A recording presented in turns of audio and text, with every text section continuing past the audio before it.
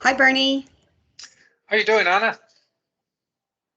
I'm good. How are you doing? I'm excellent. I'm still sitting here in my house, enjoying myself.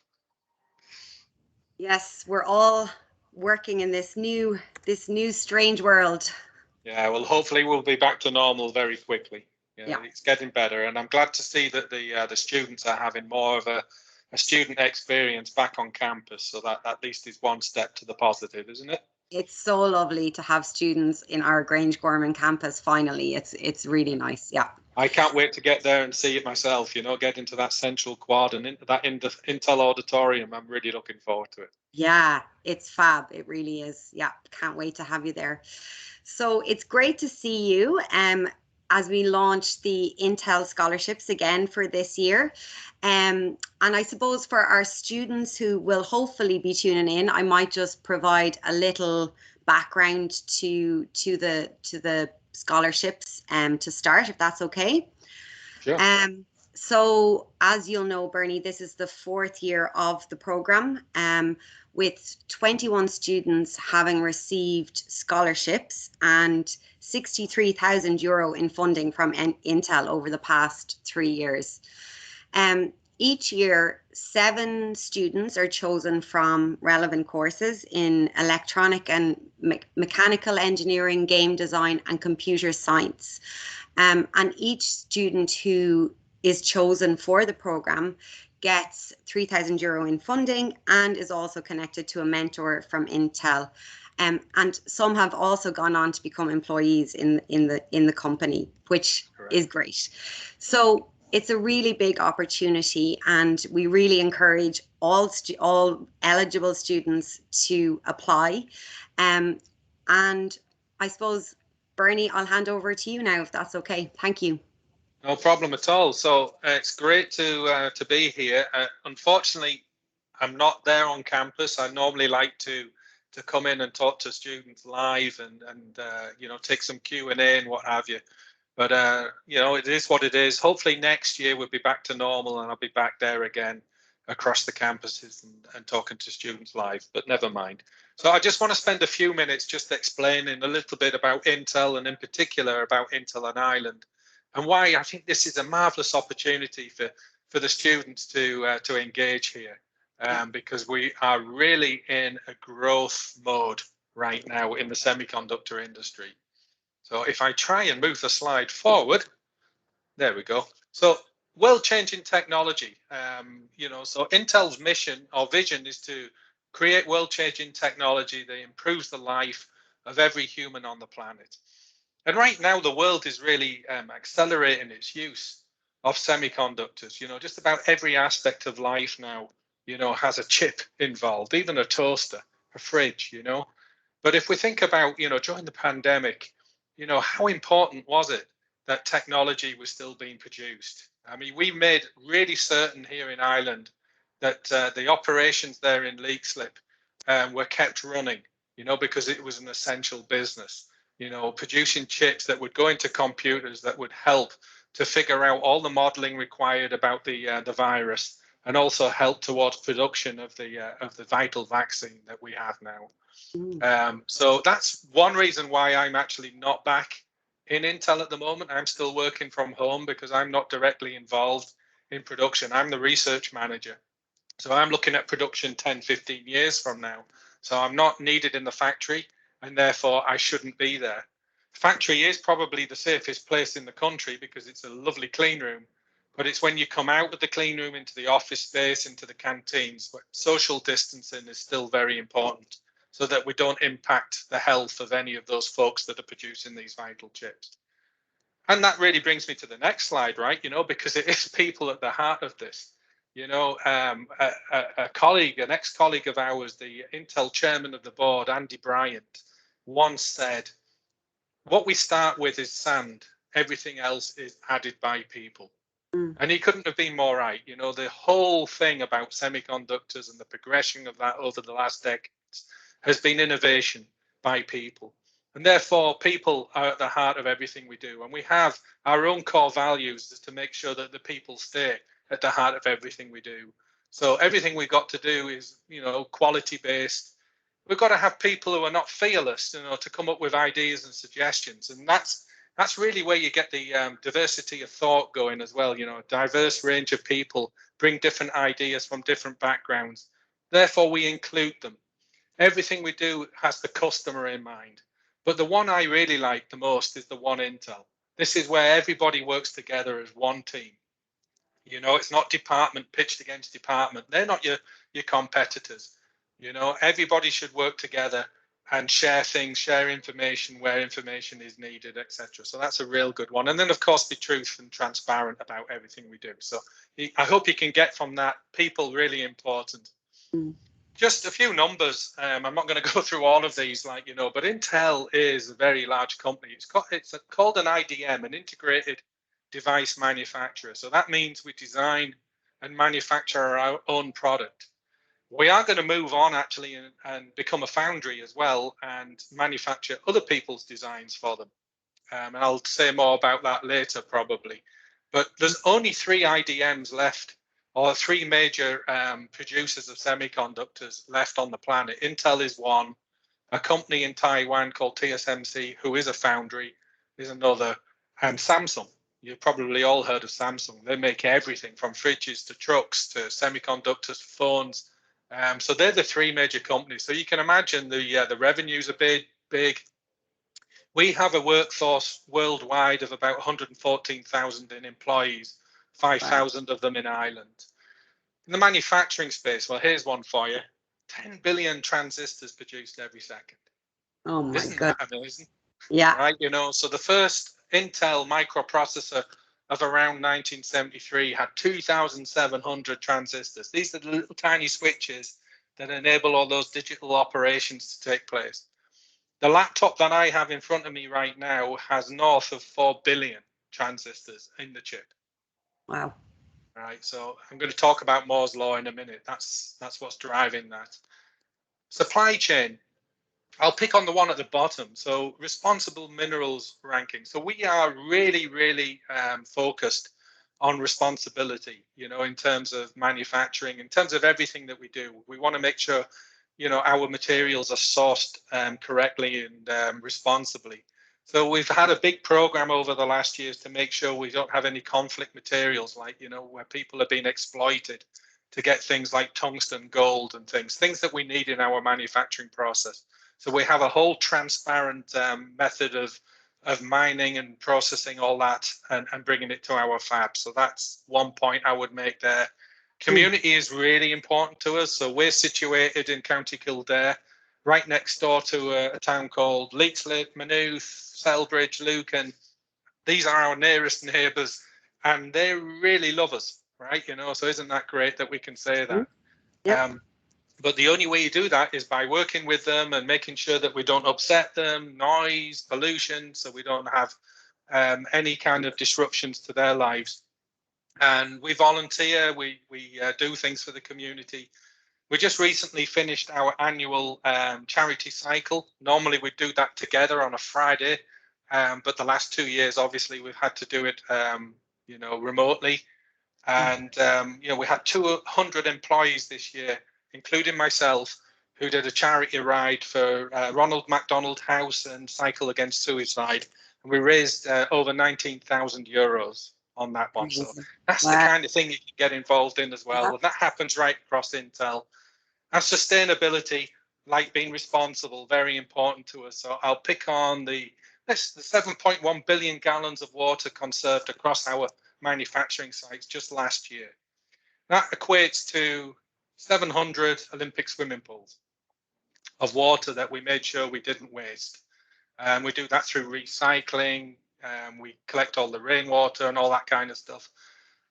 So these are just a few of the numbers of the company that is Intel. This is the Moore's law I was telling you about. These are all these funny things here, these pictures. These are transistors that have been magnified thousands of times in a scanning electron microscope. But I mentioned Moore's law. So this is named after this guy here. That's Gordon Moore, one of the co-founders of Intel. And he wrote a paper in 1965 where he predicted, this was before he was at Intel, he was in a company called Fairchild, but he'd written a paper where he predicted that the number of transistors in an integrated circuit would double approximately every 2 years. And that's held true for over 5 decades, and people have all the way along the time said, there's no way that will continue. You'll never be able to produce a transistor with less than a micron in dimensions. Well, guess what? Yes, we are. In leak slip right now, our minimum feature size is 14 nanometers. The fab that's being built that will come up to production at the end of next year, beginning of 23, will be even half of that, 7 nanometers. So if you look at your fingernails, that's less than 5 seconds of growth of normal or average human fingernail growth.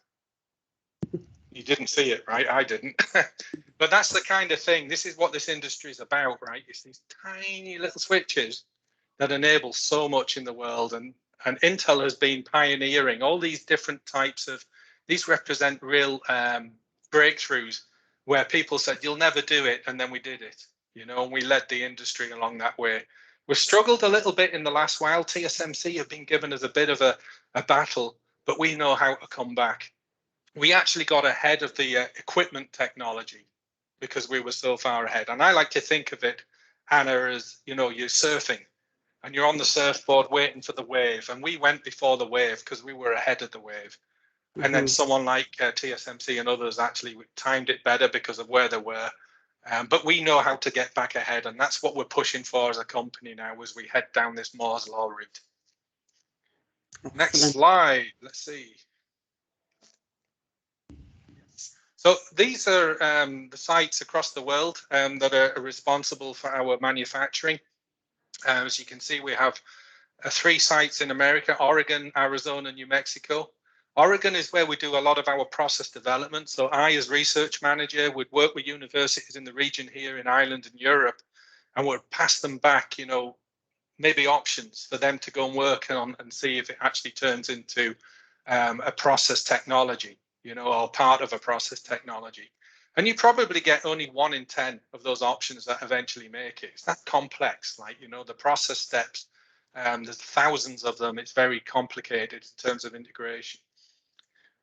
We have Arizona, that's production. New Mexico is doing a lot of our packaging, as is Costa Rica. And then, of course, we've got the main site here, Ireland, that's really rocking and rolling and expanding. Our friends in Israel, and then we go across to test and chip package over in the east. And then we actually have a memory fab in Dalian as well in China.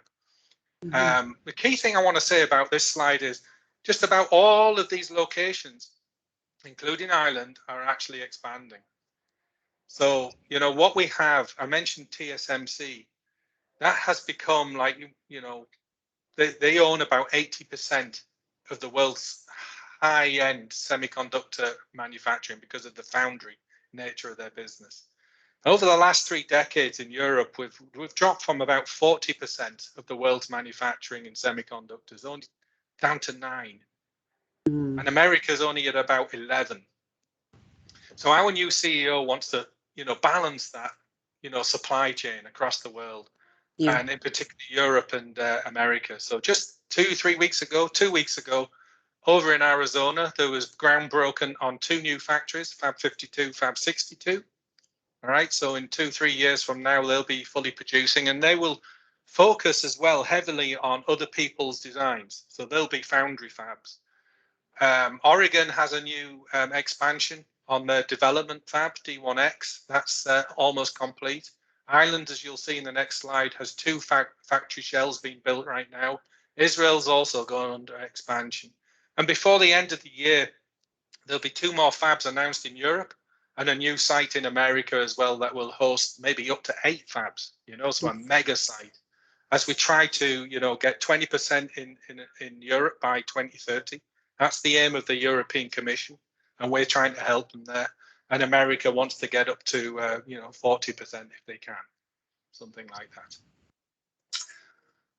So here we are in Ireland. This is our fab now. This is our site. So back in 1989, this was a stud farm there, just outside of Leixlip in County Kildare. And with an investment of about $22 billion, this is what you end up with. Wow. Something else. It is, isn't it? Mm-hmm. So this is, one of the most advanced manufacturing sites in Europe right now. existing Fab 10 in 1993, Fab 14 would have been 1997, Fab 24 2002. And with the build of Fab 34 at the back here, it doubles the capacity of the site, you know, and provides a lot of opportunity, which I'll go into. You see at the back of the site here as well, we've got the River Rye, and we've got a little pool here that collects rainwater from all the roofs, the car park. This River Rye, you know, what's really cool here is it's the most studied river in Ireland. And that's partly because of what we've done at Intel to make sure that it is well maintained and kept clean and what have you. Lots of wildlife in there, but the local angling club actually fish behind the site there in that river. Oh. So isn't that a good sign, right? Yeah. The local angling club. So then I was talking about community and neighbours, really important. Yeah. So let's look at this a little bit more. Oh, I've got a video first. Let's play the video. So this is what it's all about now. Great. Hearing the sound there.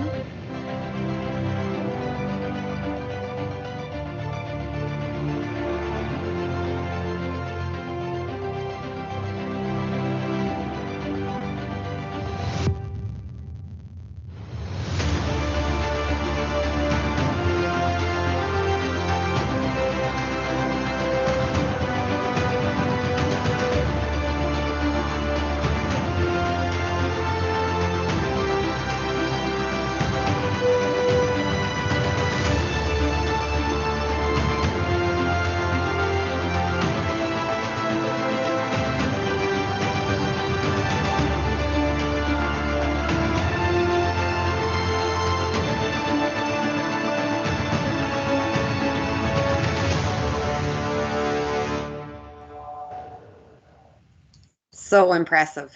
Right. It always starts to play again. How do I move it? Move. There we are. Always a little gremlin. Yeah, it is impressive. I mean, I've been in this industry since 1987. When I look at this building and the way fabs are built now, it's just incredible. You know, we talk about, I mean, the size of it, the footprint is huge for those tiny little objects, but they're so important to life, you know, going forward. But we're trying to build this as sustainably as possible as well. You know, this is in the heart of a community. I mentioned Leixlip, Maynooth, Selbridge, Lucan. A lot of it is modular and it's built off site and then it's brought in the dead of night. It's a little bit like the Airbus thing, like, you know, and then it's just lifted into place. And that's fantastic. It's like building with Lego. And it means that we can actually shave off quite a lot of time to build such an enormous facility. It is, in fact, one of Europe's largest building sites right now. But it does double that infrastructure. It's a large investment. It's going to bring the latest technology, you know, to Ireland. 1,600 permanent high-tech jobs. Like most of those are technical jobs, right? And 2/3 of them would be manufacturing technicians, the lifeblood of a place like this, which is why I'm talking to you guys at TU Dublin. Like, you know, you have served us really well and we want to continue that relationship. So you guys want to come in here and have a fantastic career. And we are really building for the future, as I say, just between now and 2030, trying to get back from 9% to 20% manufacturing in the region. That just shows you the focus of our new CEO. This has got to happen, and it only happens with good talent like yourselves. Just coming back onto the environmental thing, you know, it's okay having this big footprint, but your fingerprint's got to be good, and the way you build it's got to be good as well. So we actually pay for 100% of our energy to be green, right? So we've been doing that for a number of years, paying extra so that we can actually encourage the generation companies to actually put in green energy. Not just for us, but for everybody. I'm on the same kind of thing here in my house. We pay a little bit extra for green energy. 6.5 billion litres of water, that's actually closer to 9 billion. This was written a while ago. So, you know, nearly 900 Olympic pools since 2012 in Leixlip. So we're very proud of that. You know, we recycle most of the water. What we can't You can see it here, 87%, actually 89, roughly about 89%. We return, to leak slip. The bit that we can't is things like evaporation in cooling towers. You do lose a little bit. So we embarked upon a project up at the top of the River Liffey in the Wicklow Mountains, re-wetting a bog up there to hold water, but also you actually gather the carbon as well from the atmosphere into the soil again. So you're doing an awful lot of benefit there. So that kind of makes up and makes it towards 100%, which is the ultimate target, that we want to be efficient on water. The non-hazardous waste regeneration is obviously quite impressive. But I mentioned the River Wye, but we also have a wildflower meadow as well on the site. We have a tree park, and all these kind of things are really important to us. So I know students in particular are very conscious of sustainability. We actually have goals. It's called RISE, Responsible, Inclusive, Sustainable, Enabled by Intel Technology. RISE 2030 goals. So by 2030, we've got certain metrics that we have to hit. Okay. So I think the students will find that really interesting and love to be part of it with us. So, as I said at the beginning, it's all about the people. What I say to you guys is what another one of our Intel co-founders, Robert Noyce, said: don't be encumbered by history. Go off and do something wonderful. And please do that something wonderful with Intel. You have an opportunity and we'd love you to take it. So if I just bull on to the last slide, I think, Anna, that you would have positioned this in the application documents, but a kind of a timeline. I'll let you go through this, shall I? This last slide. Perfect. Thank you so much for that, Bernie. It's really fascinating and I think so exciting, the breadth of opportunity that is in Intel for our students if they're interested. So thanks a million for that. Not at all. So the key date. So the big one obviously is the closing date for applications, which is 2 weeks from today, Friday, the 22nd of October at 5 p.m. We'll then work with Intel and our TU Dublin academics from the various schools to shortlist the applications. And those shortlisted will be invited for interviews. So we'll notify students who are shortlisted the week of November 8th. Interviews will then be held. Interviews, and I know you like to say it's more of a conversation. More of a conversation, yeah. Don't be panicking about a high-level interview. It'll be just it's an informal chat, just to get to know each other. And they will happen the week of November 15th. And then by the end of November, we should have the 2021-22 Intel scholars. Yeah, absolutely. And because we're doing so much hiring at the moment, the intention here is that the folks that we choose, we would want to automatically interview them for a full-time job at the end of their studies, which will be, spring, summer next year. So jobs can start any time in the second half of next year. But we would like to do this early, Yeah. So if you are successful, you will be invited for a full job interview, probably December timeframe, before Christmas. So it's not impacting on any exams after Christmas. Yeah. Imagine graduating knowing you're walking into a job. Be pretty cool, I think. So I think the only other thing to say then is that if any students have any questions, they can email me, and then if I don't have the answers, I will contact you guys in Intel, forwarding on those questions. So I think that's it, Bernie. I think that's it, and I just wish everybody good luck. Good luck with the studies, no matter what you choose. I really hope that you have a healthy, successful year there at TU Dublin. I hope to be able to get on campus and see you face to face very shortly. Yeah. But I'm really looking forward to meeting the scholars, and hopefully when we have the award ceremony, that might be something we can do face to face, maybe in the new year, in the new Grange Gorman Central Quad. That'll be really good. In the Intel auditorium. Absolutely. Yeah, brilliant. Thank you so Okay. much, Bernie. Not at all. Thank Have you. a great weekend. Bye-bye. Yeah. Bye-bye.